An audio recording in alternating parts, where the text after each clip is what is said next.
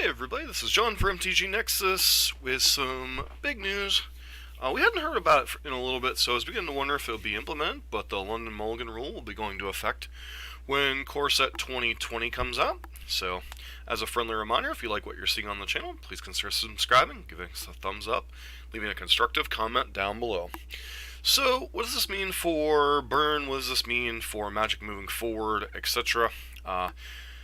Simply put, this move is mainly aimed at Standard and Limited, and they wanted to test it in the internal formats to see what effects it would have on things.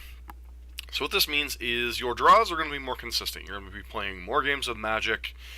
You're going to be able to have more functional hands, less flood, less screw, etc., particularly from Burn player perspectives in Standard and Modern. However, what it also means is fringe decks like Grishlebrand, Neoform, etc., Tron are going to get a lot more consistent as well.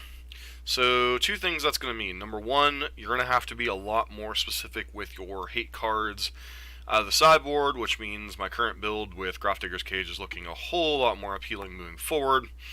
It also means that one of our big advantages over the modern format, which is Burn's consistency, is going to kind of go out the window a little bit. So, just want to get a quick video out there. The official basics of it is that they're going to be doing a short test phase on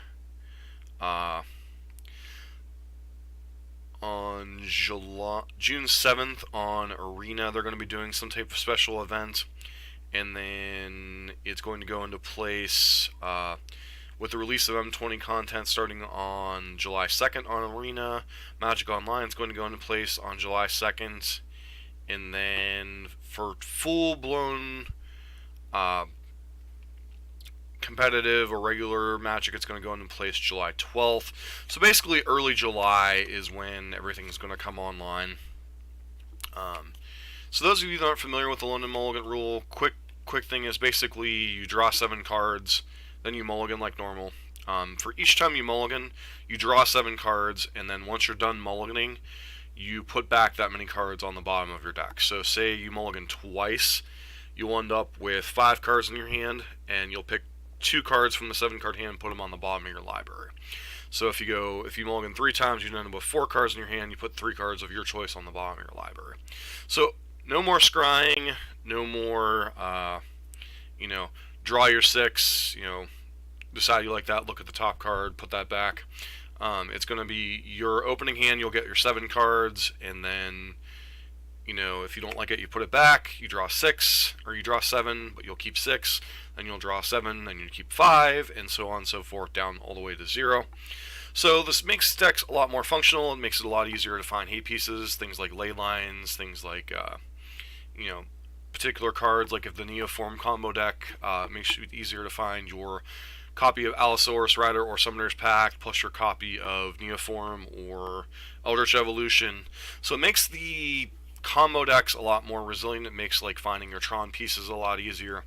It's a little less useful for decks like Is It Phoenix and Burn that are more consistency based, that are more used to either their deck does the same, each card in their deck do the same thing, or a card deck like Is It Phoenix that draws a lot of cards, sees a lot of cards, kind of mitigates some of the advantages of consistency.